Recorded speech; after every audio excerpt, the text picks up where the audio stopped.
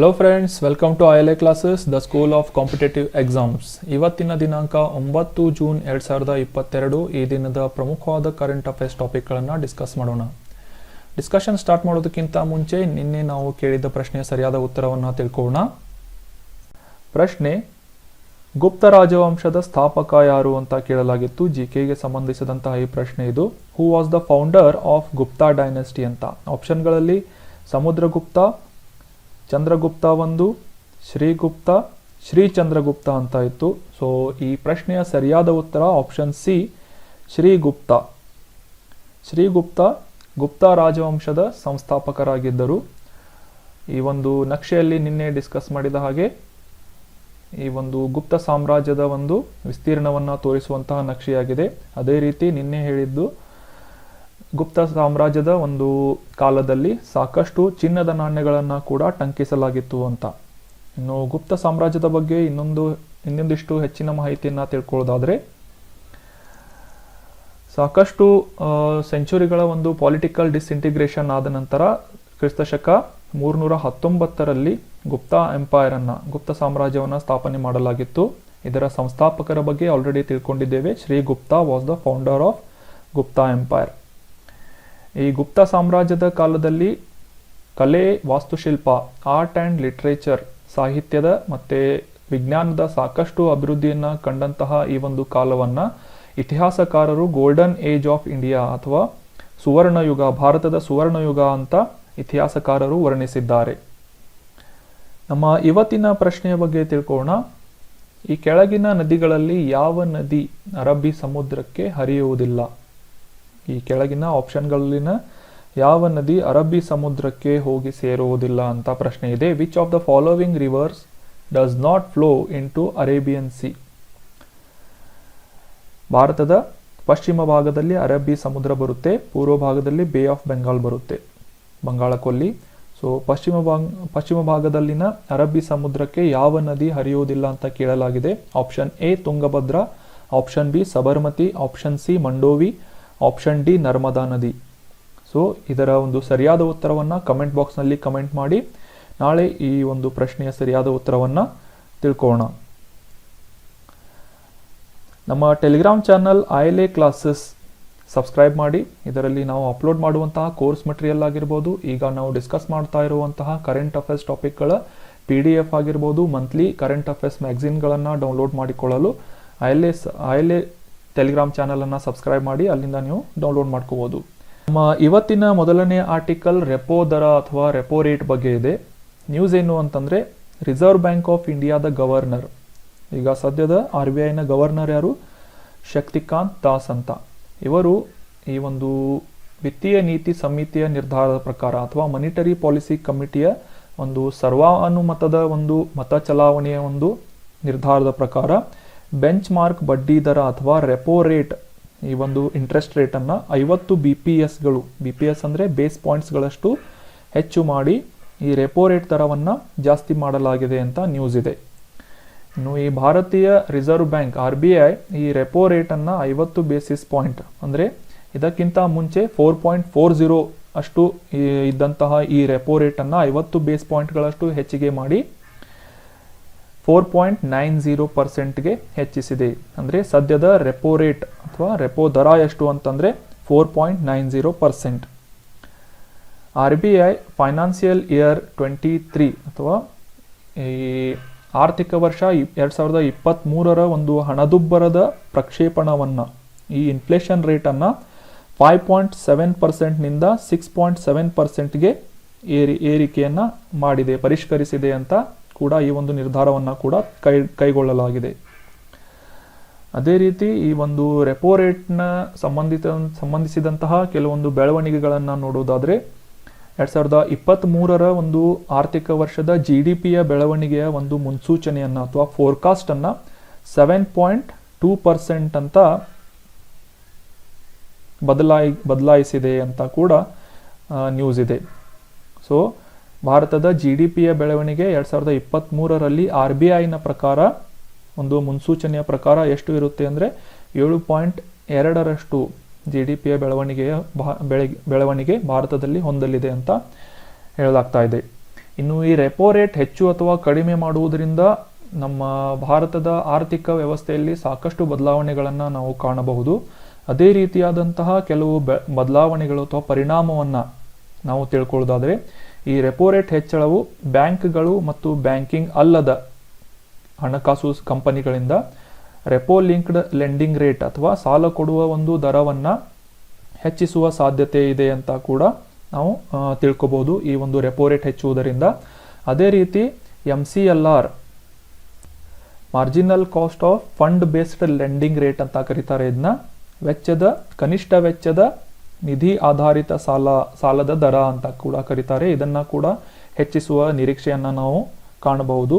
ಅದೇ ರೀತಿ ಈ ರೆಪೋ ರೇಟ್ ಏರಿಕೆಯಿಂದ ಬ್ಯಾಂಕ್ಗಳ ನಿಧಿಗಳ ವೆಚ್ಚ ಏರಿಕೆಯಾಗಲಿದೆ ಅಂತ ಕೂಡ ನಾವು ನಿರೀಕ್ಷೆಯನ್ನ ಮಾಡಬಹುದು ಈ ರೀತಿ ರೆಪೋ ರೇಟ್ಗಳನ್ನ ಹೆಚ್ಚಿಸುವುದರಿಂದ.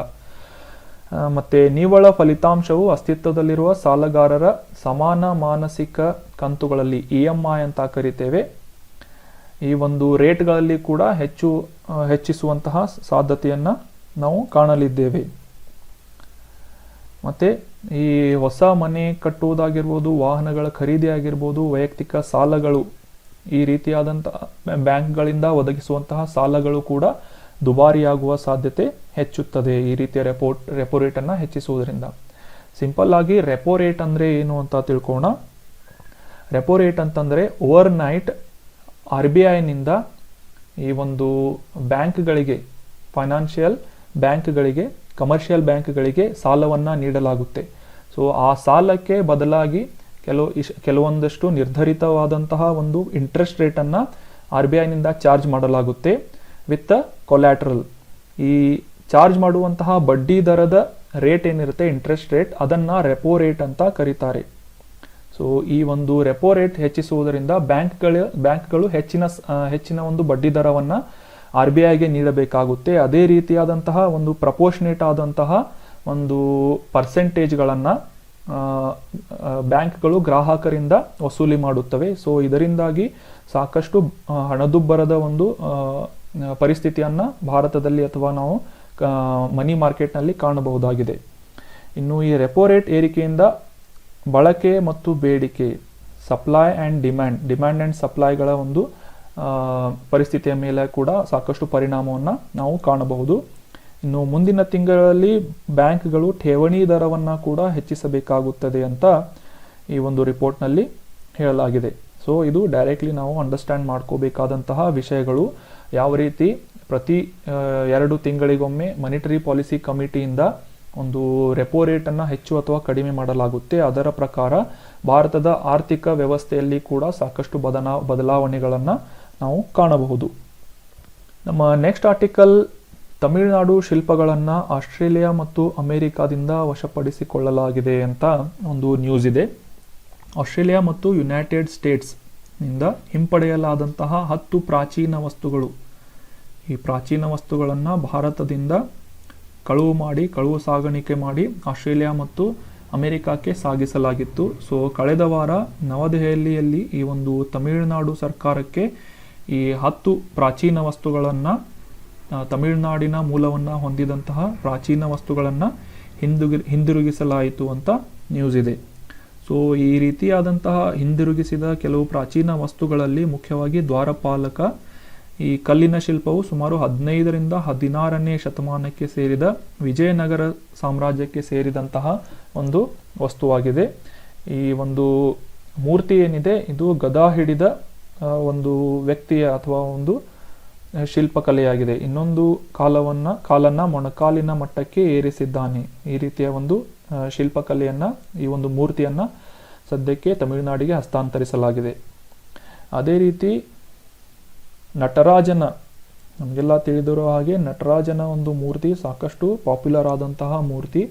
ಶಿವನ ಈ ಒಂದು ಚಿತ್ರಣ, ದೈವಿಕ ಕಾಸ್ಮಿಕ್ ನೃತ್ಯ ರೂಪವನ್ನು ಕಮಲದ ಪೀಠದ ಮೇಲೆ ನಿಂತಿರುವಂತಹ ತ್ರಿಭಂಗ ಭಂಗಿಯಲ್ಲಿರುವಂತಹ ಈ ಮೂರ್ತಿಯನ್ನು ಈ ಆನಂದ ತಾಂಡವ ಅಥವಾ ಆನಂದ ನೃತ್ಯ ಎಂದು ಚಿತ್ರಿಸಲಾಗಿದೆ. ಈ ಒಂದು ಮೂರ್ತಿಯನ್ನು ಕೂಡ ಹ್ಯಾಂಡ್ ಓವರ್ ಮಾಡಲಾಗಿದೆ. ನಂತರ ಕಂಕಾಲ ಮೂರ್ತಿಯ ಒಂದು ಭಗವಾನ್ ಶಿವ ಮತ್ತು ಭೈರವನ ಭಯಂಕರವಾದಂತಹ ಅಂಶವಾಗಿರುವ ಒಂದು ಶಿಲ್ಪವನ್ನು ಕೂಡ ಹಸ್ತಾಂತರಿಸಲಾಗಿದೆ. ಈ ಶಿಲ್ಪ 4 ತೋಳುಗಳನ್ನು ಹೊಂದಿದ್ದು ಮೇಲಿನ ಕೈಗಳಲ್ಲಿ ಡಮರು ಮತ್ತು ತ್ರಿಶೂಲದಂತಹ ಆಯುಧಗಳನ್ನು, ಕೆಳಗಿನ ಬಲಗೈಯಲ್ಲಿ ಆಡುವಂತಹ ಜಿಂಕೆಯ ಉಪಚಾರವನ್ನು, ಒಂದು ಬಟ್ಟಲು ಮತ್ತು ತ್ರಿಫಾಯಿಲ್ ಆಕಾರದಲ್ಲಿನ ವಸ್ತುವನ್ನು ಹಿಡಿದಿದೆ ಅಂತ ಹೇಳಿದ್ದಾರೆ. ಸೊ ಇದು ಎಕ್ಸಾಮ್ ಪಾಯಿಂಟ್ ಆಫ್ ವ್ಯೂ ಅಷ್ಟೊಂದು ಇಂಪಾರ್ಟೆಂಟ್ ಆದಂತಹ ಇನ್ಫಾರ್ಮೇಶನ್ ಅಲ್ಲ. ಆದರೂ ಕೂಡ ನಟರಾಜ, ಕಂಕಾಲ ಮೂರ್ತಿ ಮತ್ತು ಕಾಲಭೈರವ ಮತ್ತು ದ್ವಾರಪಾಲಕ, ಅದಾದ ನಂತರ ನಂದಿಕೇಶ್ವರ ಮೂರ್ತಿಯನ್ನು ಹಿಂದಿರುಗಿಸಲಾಗಿದೆ. ಈ ಒಂದು ನಿಂತಿರುವ ಮಗು ಸಂಬಂದರ್ ಅನ್ನುವ ಒಂದು 7ನೇ ಶತಮಾನದ ಜನಪ್ರಿಯ ಬಾಲ ಸಂತ, ಇವರ ಒಂದು ಮೂರ್ತಿಯನ್ನು ಕೂಡ ಈ ಒಂದು ಸಂದರ್ಭದಲ್ಲಿ ಅಮೆರಿಕ ಮತ್ತು ಆಸ್ಟ್ರೇಲಿಯಾದಿಂದ ವಶಪಡಿಸಿಕೊಂಡು ಈಗ ತಮಿಳುನಾಡಿನ ಸರ್ಕಾರಕ್ಕೆ ಈ ಒಂದು ಮೂರ್ತಿಗಳನ್ನು, ಶಿಲ್ಪಗಳನ್ನು ಹ್ಯಾಂಡ್ ಓವರ್ ಮಾಡಲಾಗಿದೆ. ನೆಕ್ಸ್ಟ್ ಆರ್ಟಿಕಲ್, ಜೂನ್ 8ರಂದು ವಿಶ್ವ ಸಾಗರ ದಿನವನ್ನು ಆಚರಿಸಲಾಗುತ್ತೆ. ವರ್ಲ್ಡ್ ಓಷಿಯನ್ಸ್ ಡೇ ಅಂತ ಕೂಡ ಕರೀತಾರೆ. ಜೂನ್ 8, 2022ರಂದು ಈ ವರ್ಷದ ಥೀಮ್ನೊಂದಿಗೆ ಪುನರುಜ್ಜೀವನ ಸಾಗರಕ್ಕಾಗಿ ಸಾಮೂಹಿಕ ಕ್ರಿಯೆ ಅನ್ನುವ ಒಂದು ಥೀಮ್ನೊಂದಿಗೆ ಈ ಒಂದು ವಿಶ್ವ ಸಾಗರ ದಿನವನ್ನು ಆಚರಿಸಲಾಯಿತು. ಈ ದಿನವನ್ನು ಪ್ರತಿ ವರ್ಷ ಜೂನ್ 8ರಂದು ಆಚರಿಸಲಾಗುತ್ತೆ. ಈ ದಿನವನ್ನು 1992ರಲ್ಲಿ ಮತ್ತು 2008ರಲ್ಲಿ ವಿಶ್ವಸಂಸ್ಥೆಯಿಂದ ಅಧಿಕೃತವಾಗಿ ಗುರುತಿಸಲಾಯಿತು. 92ರಲ್ಲಿ ಇದನ್ನು ಪ್ರಸ್ತಾಪಿಸಲಾಗಿತ್ತು. ನಂತರ 2008ರಲ್ಲಿ ವಿಶ್ವಸಂಸ್ಥೆಯಿಂದ, ಯುನೈಟೆಡ್ ನೇಷನ್ಸ್ನಿಂದ ಅಧಿಕೃತವಾಗಿ ಈ ಒಂದು ವಿಶ್ವ ಸಾಗರ ದಿನವನ್ನು ಗುರುತಿಸಲಾಯಿತು. ಇನ್ನು ಈ ಸಾಗರ ದಿನದ ಒಂದು ಆಚರಣೆಯ ಮುಖ್ಯ ಉದ್ದೇಶ ಏನು ಅಂತ ತಿಳ್ಕೊಳ್ಳೋಣ.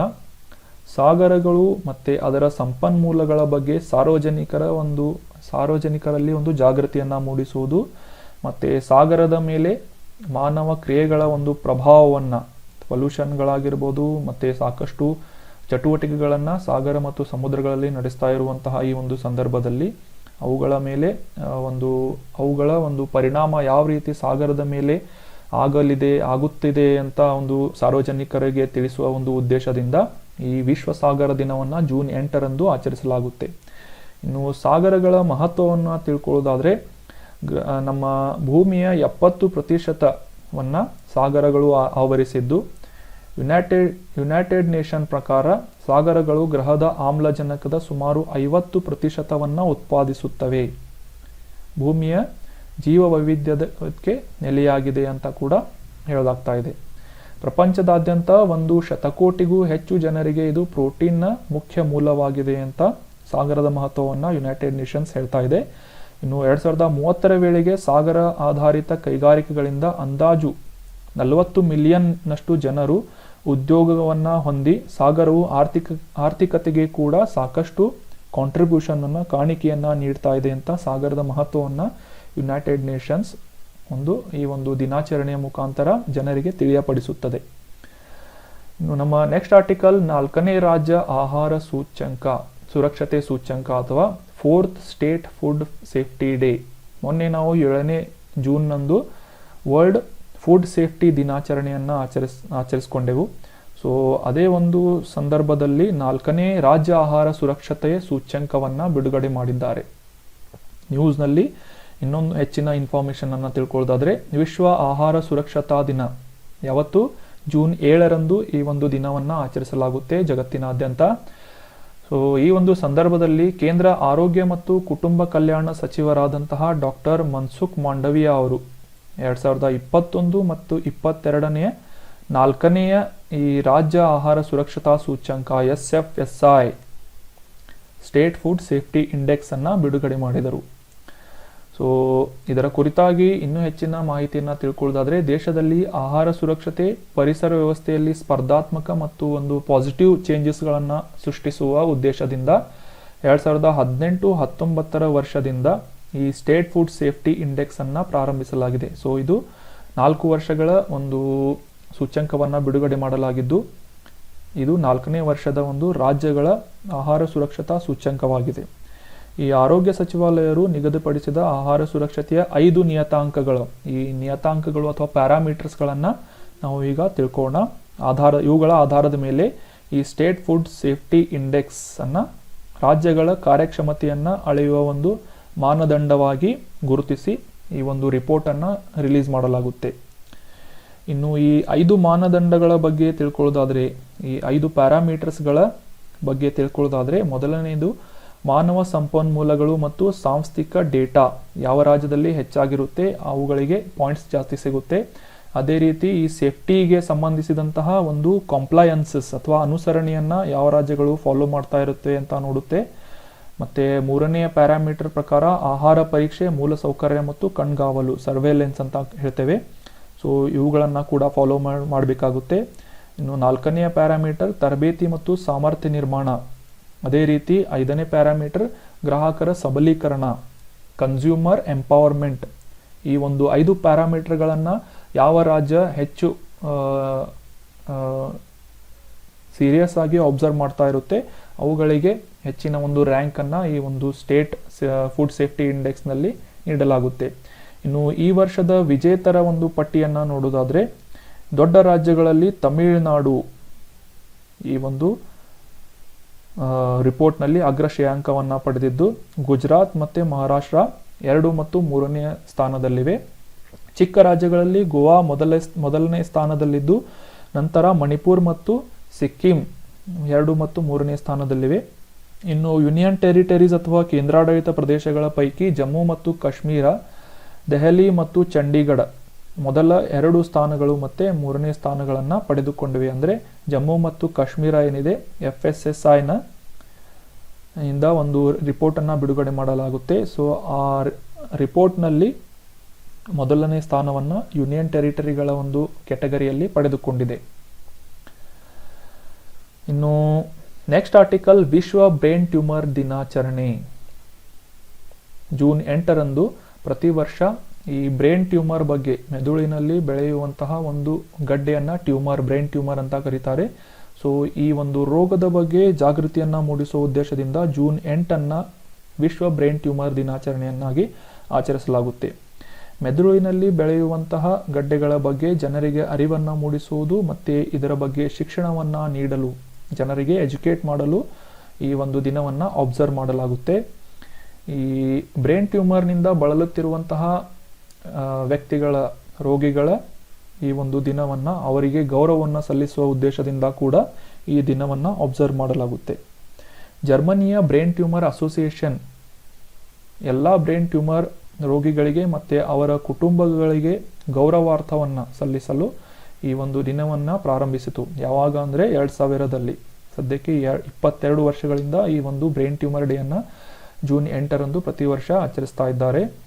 ಮೆದುಳಿನೊಂದಿಗೆ ಅಸಹಜವಾದ ಕೋಶಗಳ ಸಮೂಹವನ್ನು ರೂಪಿಸುವುದರಿಂದ, ಈ ಒಂದು ಜೀವಕೋಶಗಳು ಅಸಹಜವಾಗಿ ಬೆಳೆಯುವ ಒಂದು ನಿಟ್ಟಿನಲ್ಲಿ ಬೆಳೆದು ಒಂದು ಮೆದುಳಿನಲ್ಲಿ ಗೆಡ್ಡೆಯಾಗಿ ರೂಪುಗೊಳ್ಳುತ್ತವೆ. ಇವುಗಳನ್ನು ಬ್ರೈನ್ ಟ್ಯೂಮರ್ ಅಥವಾ ಮೆದುಳಿನ ಗಡ್ಡೆ ಅಂತ ಹೇಳ್ತಾರೆ. ಇವುಗಳಲ್ಲಿ ಮುಖ್ಯವಾಗಿ 2 ವಿಧದ ಗಡ್ಡೆಗಳನ್ನು ಮೆಡಿಕಲ್ ಟರ್ಮ್ಸ್ನಲ್ಲಿ ಗುರುತಿಸಲಾಗುತ್ತೆ. ಒಂದನೇದು ಕ್ಯಾನ್ಸರ್ ಗಡ್ಡೆಗಳು, ಇನ್ನೊಂದು ಕ್ಯಾನ್ಸರ್ ಅಲ್ಲದ ಗಡ್ಡೆಗಳು. ಸೊ ಈ ರೀತಿಯ 2 ಟ್ಯೂಮರ್ಗಳನ್ನು, ಬ್ರೈನ್ ಟ್ಯೂಮರ್ಗಳನ್ನು ಗುರುತಿಸಲಾಗುತ್ತೆ. ಮೆದುಳಿನ ಗಡ್ಡೆಯ ಕೆಲವು ಸಾಮಾನ್ಯ ಲಕ್ಷಣಗಳು, ಬ್ರೈನ್ ಟ್ಯೂಮರ್ನ ಕೆಲವೊಂದು ಸಾಮಾನ್ಯ ಲಕ್ಷಣಗಳು ಏನು ಅಂತಂದರೆ, ಈ ಒಂದು ರೋಗದಿಂದ ಬಳಲುತ್ತಿರುವಂಥ ವ್ಯಕ್ತಿಯಲ್ಲಿ ಕಾಣುತ್ತಿರುವಂಥ ಲಕ್ಷಣಗಳು ತಲೆನೋವಾಗಿರ್ಬೋದು, ಈ ರೋಗಗ್ರಸ್ತವಾಗಿರುವುದು, ದೃಷ್ಟಿ ಸಮಸ್ಯೆಯಾಗಿರ್ಬೋದು, ವಾಂತಿ ಮತ್ತು ಮಾನಸಿಕ ಬದಲಾವಣೆಗಳು, ರೋಗಿಯ ಬೆಳಿಗ್ಗೆ ಎದ್ದ ಕೂಡಲೇ ತಲೆನೋವು ಮತ್ತು ವಾಂತಿಯನ್ನು ಅನುಭವಿಸುವುದು ಈ ಮೆದುಳಿನ ಗಡ್ಡೆಯ ಒಂದು ಸಾಮಾನ್ಯವಾದಂತಹ ಲಕ್ಷಣಗಳಾಗಿವೆ. ಇನ್ನು ಬ್ರೈನ್ ಟ್ಯೂಮರ್ನ 2022ರ ಥೀಮ್ ಏನು ಅಂತಂದರೆ, ಟುಗೆದರ್ ವಿ ಆರ್ ಸ್ಟ್ರಾಂಗರ್ ಅಥವಾ ಒಟ್ಟಿಗೆ ನಾವು ಬಲಶಾಲಿಯಾಗಿದ್ದೇವೆ ಅನ್ನೋ ಒಂದು ಥೀಮನ್ನು ಇಟ್ಕೊಂಡು 2022ರ ಬ್ರೈನ್ ಟ್ಯೂಮರ್ ಡೇಯನ್ನು ಜೂನ್ 8ರಂದು ಪ್ರತಿ ವರ್ಷ ಆಚರಿಸಲಾಗುತ್ತೆ. ಈ ವರ್ಷದ ಥೀಮ್ ಏನು, ಒಟ್ಟಿಗೆ ನಾವು ಬಲಶಾಲಿಯಾಗಿದ್ದೇವೆ, ಟುಗೆದರ್ ವಿ ಆರ್ ಸ್ಟ್ರಾಂಗರ್ ಅಂತ. ಸಿಂಪ್ಟಮ್ಸ್ಗಳ ಬಗ್ಗೆ ಈ ಒಂದು ಚಿತ್ರದಲ್ಲಿ ನಾವು ನೋಡ್ಬೋದು. ಹೆಡ್ಯಾಕ್ ಆಗಿರ್ಬೋದು, ನ್ಯೂಸಿಯಾ ಆಗಿರ್ಬೋದು, ವಾಮಿಟಿಂಗ್ ಆಗಿರ್ಬೋದು, ದೃಷ್ಟಿಗೆ ಸಂಬಂಧಿಸಿದಂತಹ ಸಮಸ್ಯೆಗಳಾಗಿರ್ಬೋದು, speech and hearing difficulty, weakness in arms and legs, ಕನ್ಫ್ಯೂಷನ್ಗಳ ಒಂದು ಲಕ್ಷಣಗಳನ್ನು ಕೂಡ ಈ ಒಂದು ಬ್ರೈನ್ ಟ್ಯೂಮರ್ಗಳ ಲಕ್ಷಣವಾಗಿ ಗುರುತಿಸಬಹುದು. So that was all about today's discussion friends. Thank you so much for joining the discussion. ನಾವು ಇವತ್ತು ಕೇಳಿದ ಪ್ರಶ್ನೆಯ ಒಂದು ಆನ್ಸರನ್ನು ಕಮೆಂಟ್ ಬಾಕ್ಸ್ನಲ್ಲಿ ಕಮೆಂಟ್ ಮಾಡಿ. Thank you so much for joining. Have a nice day.